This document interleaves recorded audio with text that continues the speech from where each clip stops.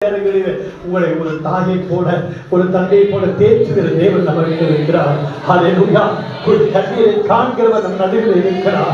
ஆமென். ஹல்லேலூயா. நான் உனக்கு தாயா இருக்கிறேன், நான் உனக்கு தகப்பனா இருக்கிறேன் என்று சொல்லி நம்மை தேற்றுகிற தெய்வம். ஆமென். ஹல்லேலூயா. அவருக்கு நாம் நன்றி சொல்லுவோம், அவருக்கு நாம் நன்றி சொல்லுவோம். ஹல்லேலூயா. ஹல்லேலூயா.